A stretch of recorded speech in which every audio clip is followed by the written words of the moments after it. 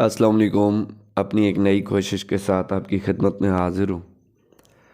بہت ساری چیزیں ایسی ہیں جیسا کہ پہلے بات ہو چکی ہے کہ ان پہ اگر گفتگو کی جائے تو بہت ہی دور رس نتائج نکل سکتے ہیں، لیکن اس کے لیے جب تک کوئی سننے والا ہی نہ ہو تو پھر ظاہر ہے کب تک انسان تنہائی میں بول سکتا ہے۔ اس احساس کے لیے چینل کو ضرور سبسکرائب کیجئے، ضرور دوستوں کے ساتھ شیئر کیجئے اور کامنٹ سیکشن میں نئے موضوعات کے لیے رہنمائی ضرور کیجئے۔ مختصر سا مطالعہ ہے میرا، اور اس کو کب تک میں اپنی پسند ناپسند کے مطابق چلتا رہوں گا جب تک کہ آپ کی میرے ساتھ محنت اور محبت شامل نہ ہو۔ انسان کے پاس ایسی بہت ساری باتیں ہیں جن میں سراسر اسرار ہے، راز ہے۔ اگر غور کیا جائے تو بہت سارے ایسے راز ہیں جو آج تک کھل نہیں سکے۔ انسان کی تہذیب سے اگر شروع کر لیں ہم لوگ کہ انسان یہ جو آج جس نہج پہ ہم کھڑے ہیں، اس تہذیب و تمدن کی ابتدا کب سے ہوئی، تو شاید کہا جائے کہ جب انسان نے زبان اور گفتگو کی عبادت کی، یا جب انسان نے پتھروں کو تراش کر یا توڑ کر کوئی اوزار، کوئی برتن بنانے کی کوشش کی، آگ کا استعمال کرنا سیکھا، یہ ایگریکلچر کی بنیاد رکھی، جانوروں کو سدھایا، پالتو بنایا، تو یہ ساری کی ساری چیزوں کو اگر ملا بھی دیا جائے نا تو یہ انسانی تہذیب کی جو ابتدائی آثار ہیں یہ ان میں شامل ہوگا۔ اب آگ پر جو ہے دسترس کی کہانی بھی بہت قریب ہے کہ کم سے کم 5 سے 7 لاکھ پرانے جو ہے نا 7 لاکھ برس پرانے اثرات ملے ہیں اس چیز کے۔ آثار سے پتہ چلا ہے کہ افریقہ، ایشیا اور یورپ میں جو ہے وہ انسان یا پھر انسان نما مخلوق تھی جس نے آگ کا استعمال شروع کر دیا تھا۔ اب یعنی بہت ساری ایسی چیزیں ہیں جن میں تہذیب جو ہے، فرانس میں اگر دیکھیں تو ایک سالوترے جو ہے ایک قصبہ سے ملنے والی سالوتری تہذیب جو ہے 20 سے 22 ہزار سال پہلے موجود تھی، اور اس عہد کے اعتبار سے جو لوگ تھے وہ وحشی نہیں تھے۔ ان کے ہاں پتھروں پر بڑے خوبصورت ڈیزائن اور تراش خراش اور آرٹ دیکھنے کو ملتا ہے۔ اب اتنے قدیم لوگوں کے یہاں آرٹ سے ان کو کیا کام ہو سکتا ہے؟ ان کے لیے تو اپنے جسم و جان کو زندہ رکھنا ہی سب سے بڑی بات ہونی چاہیے تھی، خوراک کا حصول، یا یہ بھی بڑا اہم مسئلہ ہونا چاہیے تھا۔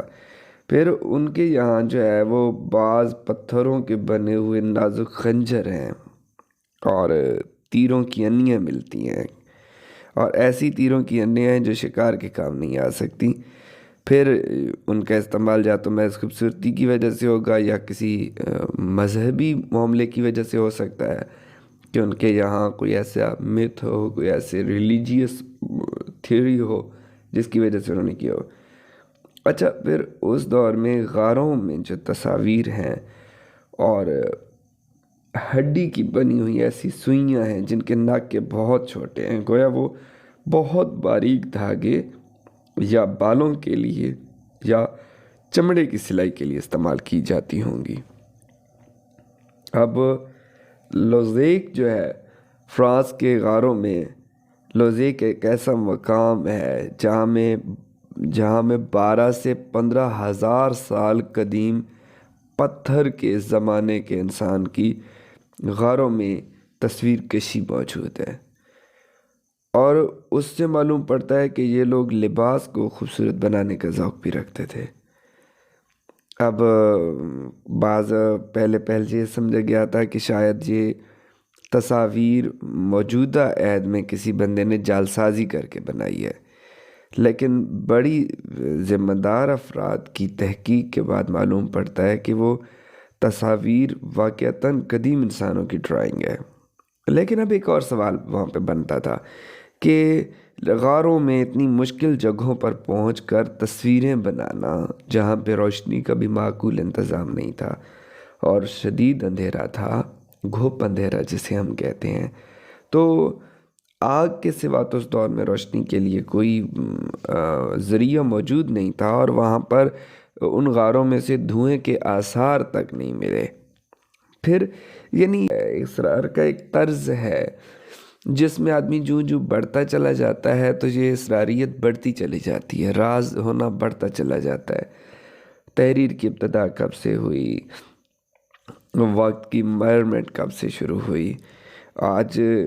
جو ہے وہ ہم جہاں پہنچتے ہیں بہت سارے ایسے عجائبات ہیں۔ اب اگر ہم دیکھتے ہیں دنیا کے جو 7 قدیم عجائبات ہیں، ان میں سے ایک جسے ہم کہیں کہ زمانے سے جو آج تک بچا ہوا ہے وہ ہے مصر کے اہرام۔ اب ان کی تعمیر کے تقریباً 2000 برس کے بعد جا کر غیر مصریوں کو پتہ چلا کہ جو ہے وہ 450 قبل مسیح میں جو ہے وہ یونانی مورخ تھا جس نے انہیں دیکھا اور انہیں پائمس کہا، جو قدیم مصری زبان میں عمودی بلندی سے مشتق ہے، یعنی انگریزی لفظ پیرامڈ کی اصل بھی یہی ہے، جبکہ اردو لفظ احرام کی اصل عربی ہے جہاں حرم کے معنی قدیم شے کے ہوتے ہیں، قدیم چیز کے ہوتے ہیں۔ اچھا جی، سب سے جو بڑا احرام ہے وہ خوفو نے ایک فرعون نے تعمیر کرایا تھا۔ جب فرعون کے بارے میں بھی بہت سارے لوگوں کی یہ سوچنا ہے کہ شاید فرعون ایک ہی تھا، جبکہ فرعونہ کی تعداد بہت سی ہے، اور خوفو نامی جو ہے سب سے بڑا جو حرم تھا وہ خوفو نامی فرعون نے تعمیر کرایا تھا، اور اس کے نزدیک جو چھوٹے احرام ہیں وہ دوسرے فرعونوں کے ہیں۔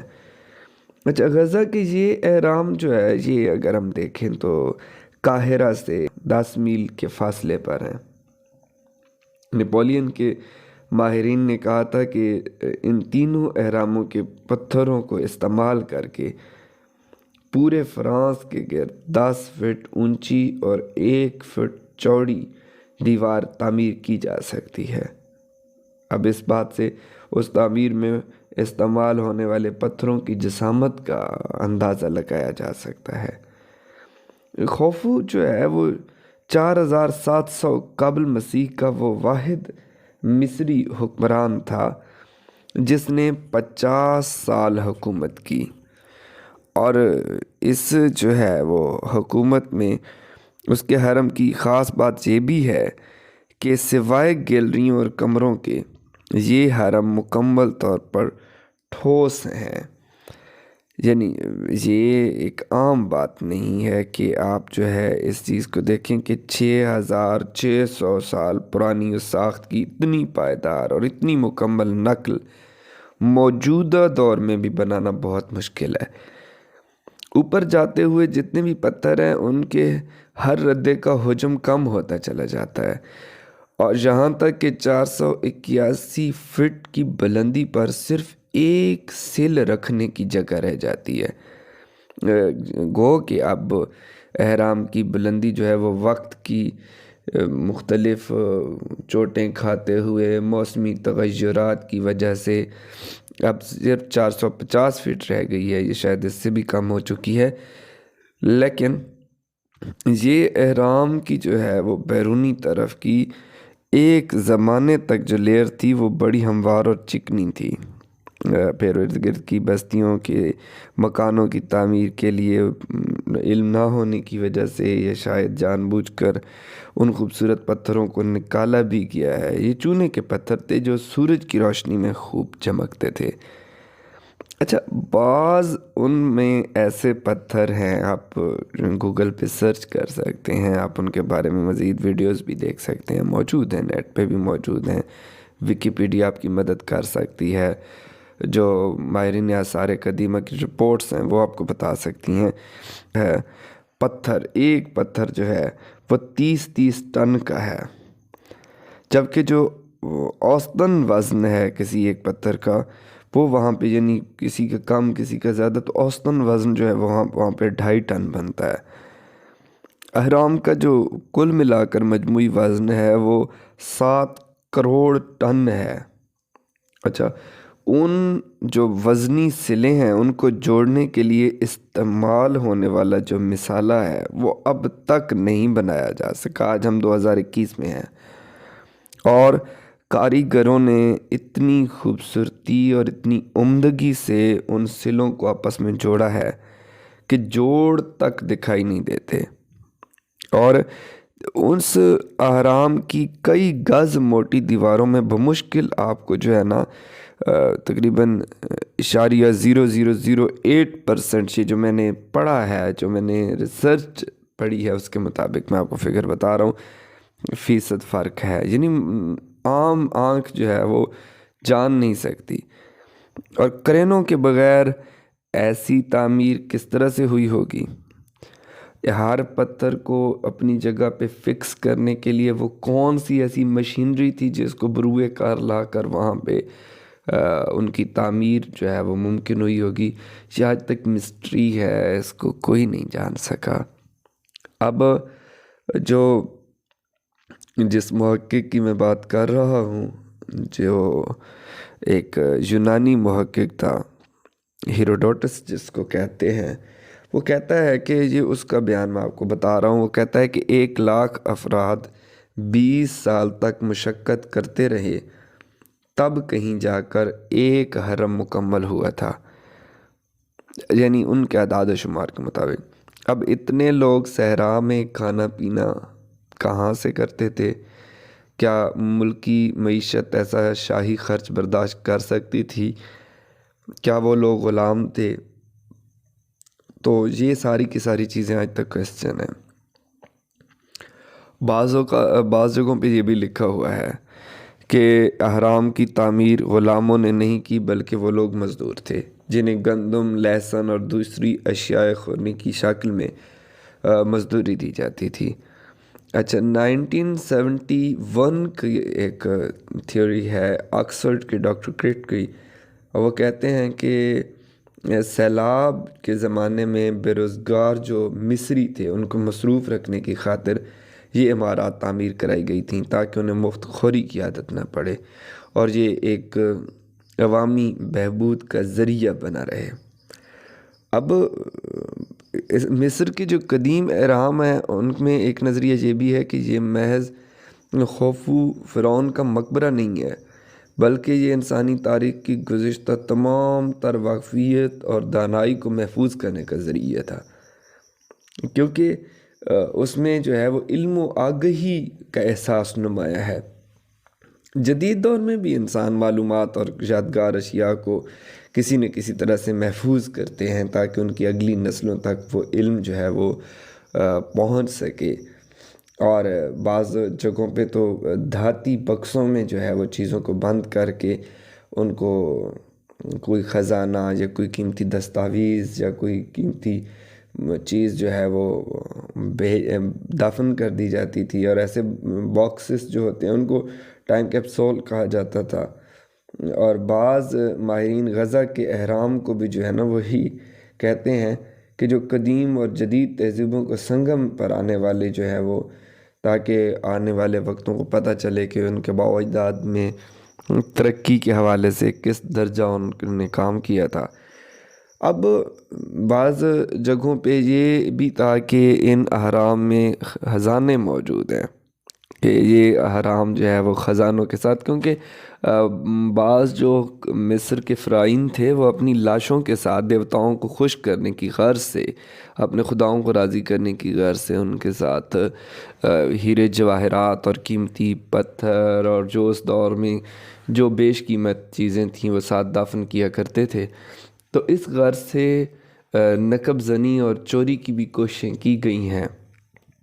کہ شاید وہ جو ممیاں ہیں، جو ان کی لاشیں ہیں جو محفوظ کی گئی ہیں جو مقبرے میں، ان کے ساتھ شاید کس طرح کی چیزیں مل جائیں۔ حتیٰ کہ دیکھنے والوں نے بڑی کوشش، دیکھا ہوگا آپ کو نیٹ سے بھی یہ چیز بھی مل جائے گی، لیکن حیرت کی بات یہ ہے کہ وہاں بڑی مایوسی ہوئی کیونکہ کوئی دولت وغیرہ برآمد نہ ہوئی، اور تو اور بادشاہ کی ممی بھی مقبرے سے غائب تھی، نہ جانے اسے رکھا بھی گیا تھا یا نہیں رکھا گیا تھا۔ تب کہا گیا تھا کہ اصل دولت تو وہ علم ہے جو ان اہرام میں چھپا ہوا ہے، اور تاکہ آنے والے وقتوں میں اس پہ ریسرچ کی جا سکے۔ اب جو دیکھیں کہ مصر پر عرب جو مسلم حملہ آور تھے، ان کو ان روایات کا علم تھا جن کے مطابق اہرام میں موجود چیزیں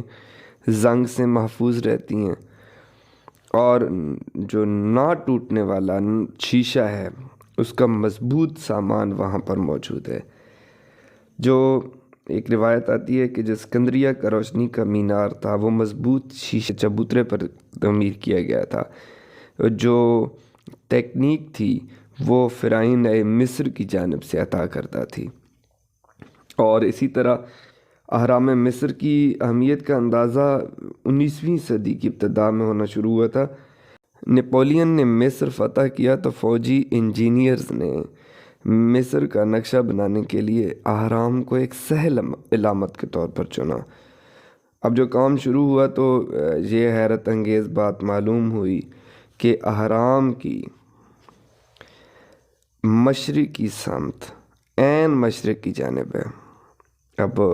قطب نما کے بغیر ہزاروں برس قبل یہ حیرت انگیز کارنامہ کیسے دیا گیا ہوگا، کس طرح سے سر انجام دیا گیا ہوگا؟ یہ معمہ بھی ایک سامنے آیا ہے کہ زمین کے شمالی قطب کی سمت کا ادراک اتنا پہلے کیا جا چکا تھا۔ گزشتہ 200 برس کے دوران فلکیات، تعمیرات، طبیعیات اور روحیت کے بے شمار ماہرین نے غزہ کے اہرام پر تحقیق میں اپنی زندگیاں صرف کی ہیں،